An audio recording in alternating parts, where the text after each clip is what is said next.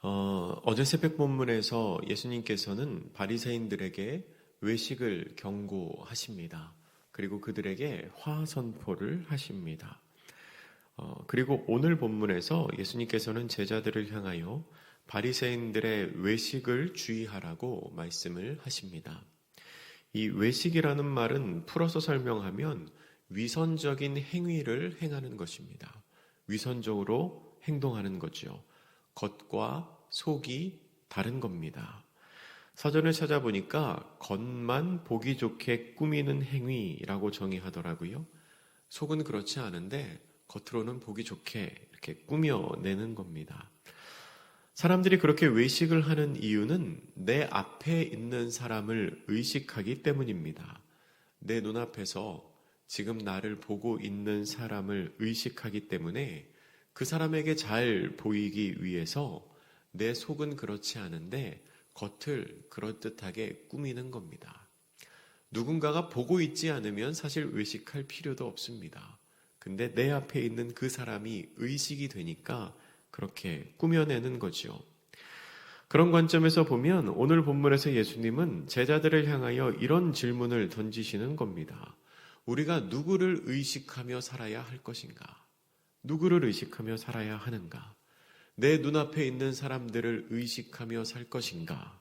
아니면 눈에 보이지는 않지만 우리 삶을 주관하시는 하나님을 의식하며 살 것인가? 라는 질문을 지금 제자들에게 던지고 계신 겁니다. 본문을 함께 보겠습니다. 오늘 본문 말씀 1절을 보면 많은 무리들이 예수님을 보기 위하여 모였습니다. 그 숫자가 수만 명에 달했다고 합니다. 그리고 사람들이 얼마나 많이 모였던지 서로가 서로에게 밟힐 정도가 되었습니다. 그렇게 수많은 사람들이 함께 모여 있는데 근데 예수님께서 사람들에게 말씀을 전하시기 전에 먼저 제자들에게 말씀하셨습니다. 그 수많은 사람들이 모여 있는 그 상황에서도 먼저 제자들에게 말씀하시는데 무슨 말씀을 하셨냐면 1절의 하반절에 바리새인들의 누룩 곧 외식을 주의하라 라고 말씀하십니다. 예수님께서는 바리새인들의 누룩을 외식이라고 구체적으로 말씀을 하십니다. 다른 복음서에서는 특별히 마가복음 8장에 보면 예수님이 바리새인들의 누룩을 주의하라 라고만 말씀을 하셔서 그 말씀을 듣는 제자들이 빵 얘기를 하시는가 떡 이야기를 하시는가 하고 오해를 하기도 했습니다. 근데 여기에서는 구체적으로 말씀하십니다. 바리새인들의 누룩 곧 외식을 주의하라 말씀하십니다. 여러분, 누룩은 빵을 부풀게 하는데 아주 요긴하게 사용되는 식재료입니다. 그런데 정결의 관점에서 보면 이게 부정적인 이미지입니다. 빵 만드는 데는 아주 큰 도움이 되지만 정결의 관점에서는 부정적입니다. 왜냐하면 이게 원래의 상태, 원래의 형질에서 변하게 만드는 것이기 때문입니다.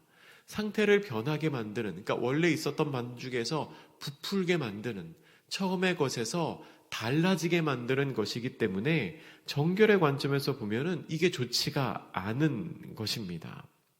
그렇게 반죽이 부푸는 것과 같은 외식, 위선, 사실은 속이 비어 있는데 꽉 차 있는 것처럼 보이는 그런 꾸미는 행위, 그런 것들이 금방 공동체 사이에 퍼지고 물들게 되기 때문에 예수님께서는 그것 주의하라고 말씀을 하십니다. 여러분, 선한 영향력은 자리 잡기가 참 힘듭니다. 근데 상대적으로 나쁜 영향력, 나쁜 습관은 굉장히 급속하게 공동체 안에 자리 잡는 경우가 있습니다. 예수님께서는 제자들에게 그것을 경고하시는 겁니다. 바리새인들의 나쁜 습관을 담지 말아라. 그것 담게 되면 급하게 퍼지게 되니까 그렇게 담지 말아라 말씀하고 계신 겁니다. 제자들이 그렇게 외식을 주의해야 하는 이유 중에 하나가 바로 뒷 2절부터 나옵니다. 왜냐하면 그것이 금방 드러날 일이기 때문입니다. 겉을 꾸미는 일은 금방 드러납니다. 오늘 본문의 2절과 3절 우리 같이 한번 읽겠습니다. 시작. 감추인 것이 드러나지 않을 것이 없고 숨긴 것이 알려지지 않을 것이 없나니 이러므로 너희가 어두운 데서 말한 모든 것이 광명한 데서 들리고 너희가 골방에서 귀에 대고 말한 것이 지붕 위에서 전파되리라. 아멘. 감추어진 것 중에서 드러나지 않을 것이 없습니다. 아무리 숨기더라도 시간이 지나면 다 알려지게 됩니다. 아무리 겉을 잘 꾸미더라도 속에 있는 것이 언젠가는 드러나게 됩니다. 여러분, 이 말씀을 우리를 보고 계시는 하나님의 관점에서 생각해 본다면 우리 하나님께서는 이미 우리의 모든 것을 다 알고 계십니다. 그렇기 때문에 우리는 하나님 앞에 숨길 수 있는 것이 없습니다. 역대하 16장 9절은 이렇게 기록합니다. 여호와의 눈은 온 땅을 두루 감찰하사 전심으로 자기에게 향하는 자들을 위하여 능력을 베푸시나니. 아멘. 하나님께서 온 땅 위에서 일어나는 일을 이미 다 보고 계시다는 겁니다. 잠언 16장 2절은 이렇게 기록합니다. 사람의 행위가 자기 보기에는 모두 깨끗하여도 여호와는 심령을 감찰하시는지라. 아멘. 하나님께서는 각 사람의 심령, 각 사람의 마음도 보고 계십니다. 온 땅 위에서 일어나는 일을 다 보고 계시고요. 각 사람의 마음 속에 있는 일을 다 보고 계십니다. 하나님이 그렇게 다 보고 계시기 때문에 우리는 하나님 앞에서 숨길 수 있는 게 없습니다. 그리고 이 2절과 3절 말씀을 요 상황, 지금 예수님이 제자들에게 말씀하시는 상황, 그러니까 핍박받을 수 있는 상황에 있는 제자들에게 주시는 말씀으로 생각을 해보면 그 제자들을 향하여 일종의 주의 내지는 경고를 하시는 말씀으로 생각할 수 있습니다.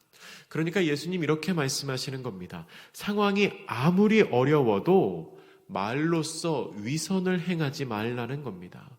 상황이 아무리 어려워도 듣는 사람의 귀에 좋게 들릴 만한 거짓말 하지 말라는 겁니다.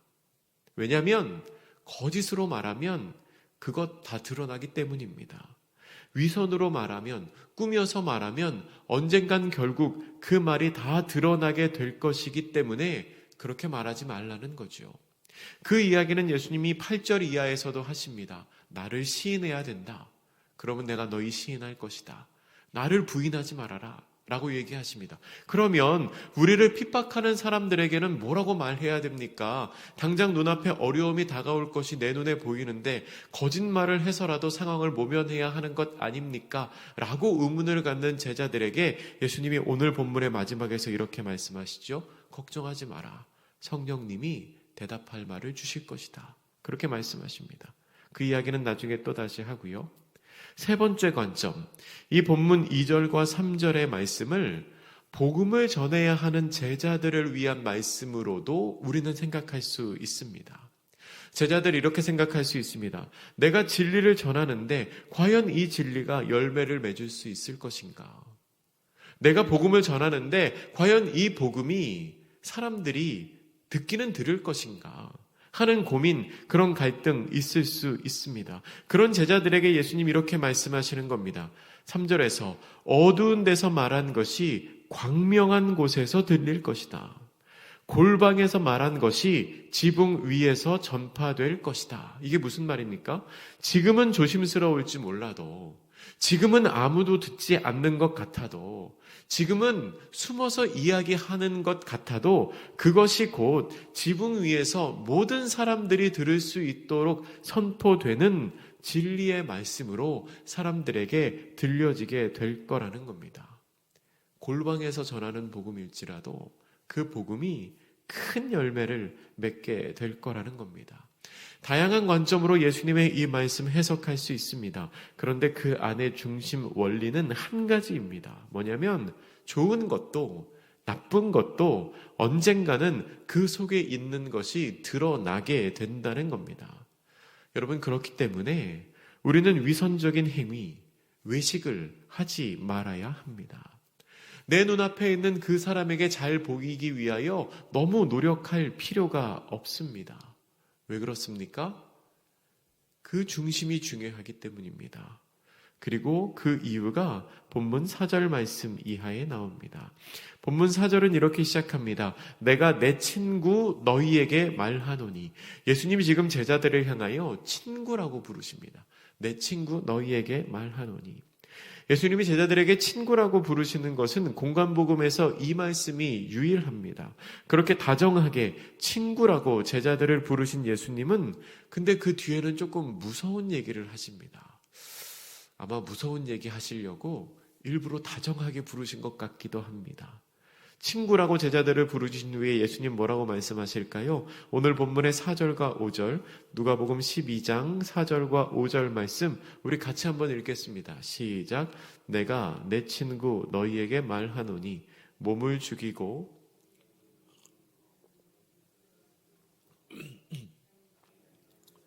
내가 너희에게 보이리니 곧 죽인 후에 또한 지옥에 던져 넣는 권세 있는 그를 두려워하라. 내가 참으로 너희에게 이르노니 그를 두려워하라. 아멘. 예수님은 4절에서 두려워하지 말라라고 말씀하십니다.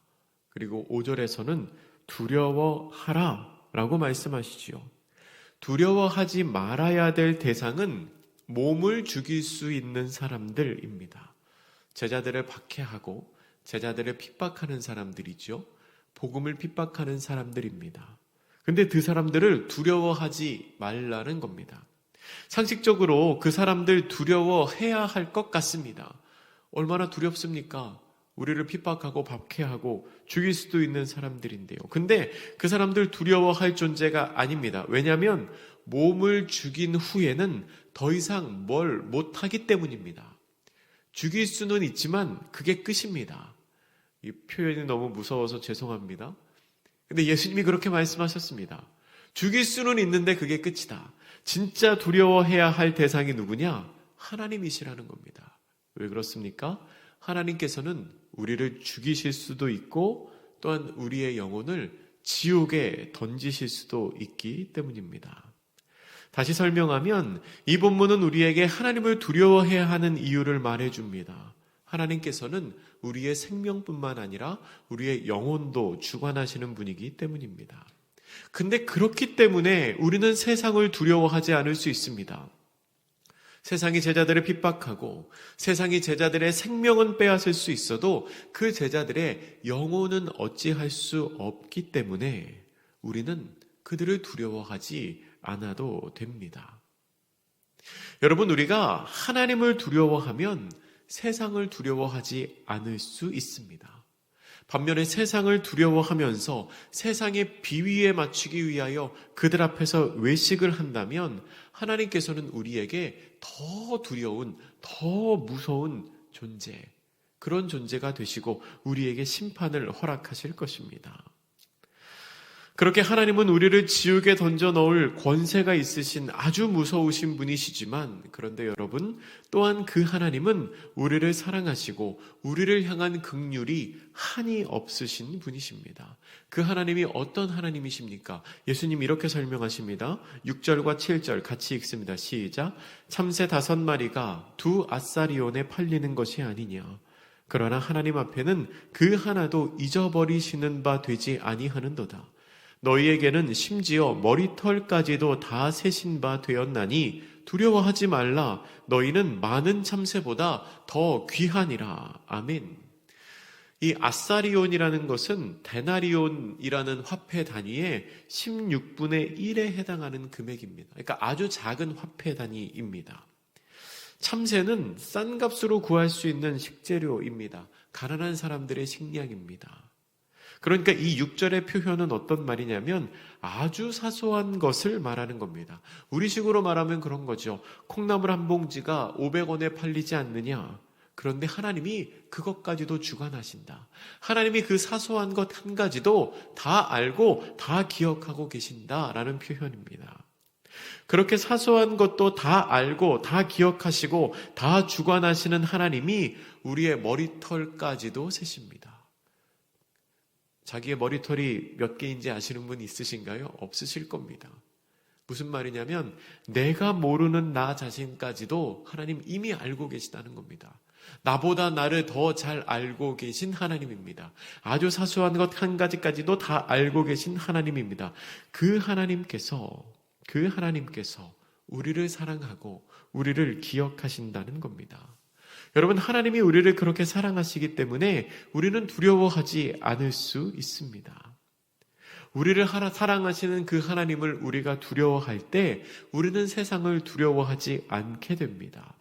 우리를 기억하시는 하나님을 두려워할 때 우리는 바리새인들처럼 외식하지 않을 수 있습니다. 오늘 본문 8절 이하에서 예수님은 누구든지 사람 앞에서 나를 시인하면 하나님 앞에서 그를 시인할 것이라고 말씀하십니다. 그리고 사람 앞에서 예수님을 부인하면 하나님 앞에서 그가 부인을 당하게 될 거라고 말씀하십니다.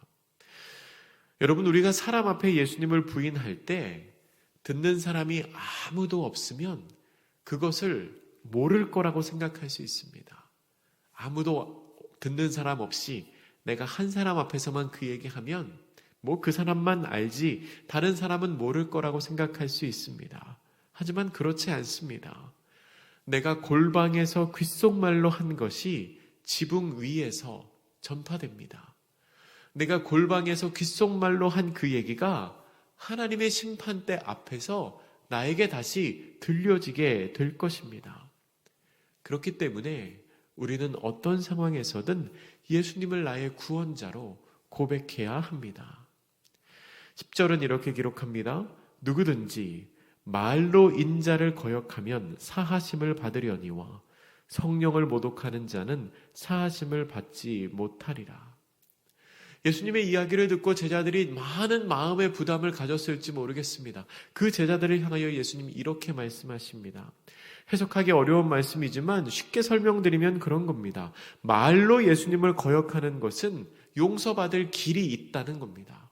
그런데 성령을 거역하는 자, 예수님의 사역 자체를 부정하고 성령님의 역사를 부정하는 사람에게는 용서받을 길이 없다는 겁니다. 여러분, 쉬운 예로 베드로를 한번 생각해 보십시오.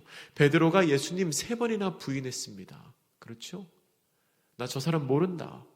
나 저 사람 모른다. 나 저 사람이랑 같은 편 아니다. 마지막에는 저주하면서까지 부인을 했습니다. 그런데 결국 그 베드로는 예수님에게 용서를 받았습니다. 그리고 예수님의 제자, 사도가 되어 복음을 전파하게 됐죠.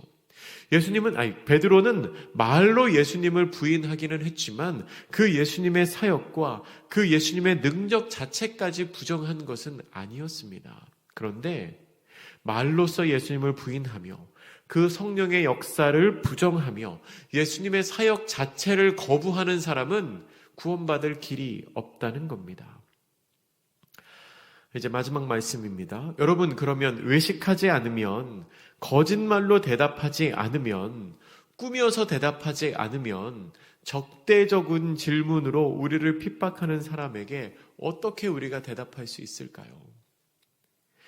우리를 신문하는 질문에 그럴듯한 말로 꾸며서 대답을 해야 우리에게 가해지는 핍박, 그 어려움을 우리가 벗어날 수 있지 않을까요? 제자들 그렇게 생각하는 예수님의 말씀, 예수님에게 제자들에게 예수님께서 이렇게 말씀하십니다. 오늘 본문의 마지막 11절과 12절에서 무엇으로 말할까 염려하지 말아라. 마땅히 할 말을 성령님이 너희에게 가르쳐 주실 것이다 라고 말씀을 하십니다. 여러분, 성령님이 가르쳐 주십니다. 우리가 사람에게 잘 보이기 위하여 외식하며 꾸며서 대답하지 않아도 성령님이 우리에게 지혜를 주시고 성령님이 우리에게 은혜를 주시고 성령님께서 우리에게 대답할 말을 알려주실 것입니다. 말씀을 정리합니다. 예수님께서는 제자들에게 외식하지 말라고 말씀하십니다. 겉과 속을 다르게 꾸며서 이야기하는 것, 겉과 속을 다르게 꾸며서 행동하는 것, 하나님이 기뻐하시는 행위가 아닙니다. 속에 있는 것은 반드시 드러나게 되어 있습니다. 우리는 진실한 마음으로 하나님을 섬기고 그렇게 진실한 마음으로 또한 행동을 해야 합니다. 여러분, 우리는 세상을 두려워할 것이 아니라 하나님을 두려워해야 합니다. 우리가 하나님을 두려워하면 세상을 두려워하지 않게 됩니다. 우리가 하나님을 두려워하면 세상을 두려워하지 않게 되기에 사람들 앞에서 외식하지 않을 수 있습니다. 그런데 여러분, 이 오늘 본문에 나오는 이 두려움이라는 말을 사랑이라는 말로 바꿔서 이해할 수도 있을 것 같습니다. 하나님을 두려워하면 세상을 두려워하지 않게 되듯이 우리가 하나님을 사랑하면 세상을 사랑하지 않게 됩니다. 우리가 하나님만을 사랑하면 세상을 사랑하지 않을 수 있기 때문에 세상에서 칭찬받고 세상에서 권세를 누리고 세상에서 영화를 누리기 위해 외식하지 않게 됩니다. 세상보다 하나님을 사랑하는 복된 성도님들 되시기를 바랍니다. 하나님을 사랑할 때 세상을 사랑하지 않게 된다는 것을 기억하며 그 하나님을 사랑하고 그 하나님의 뜻대로 살아가는 복된 성도님들 되시기를 주님의 이름으로 축복합니다. 기도하겠습니다. 사랑의 하나님, 감추인 모든 것이 드러나지 않을 것이 없고 숨긴 것이 알려지지 않을 것이 없습니다.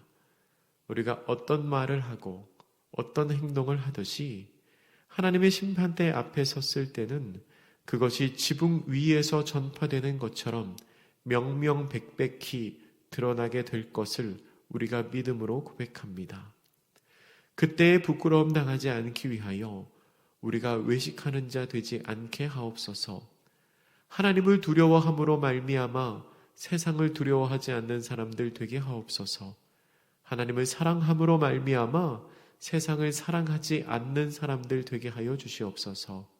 그 은혜로 그 진리 가운데 오늘도 거하고 오늘도 예배하고 오늘도 찬양하는 하나님의 백성들 되게 하여 주시옵소서. 감사드리며 예수님의 이름으로 기도드립니다. 아멘.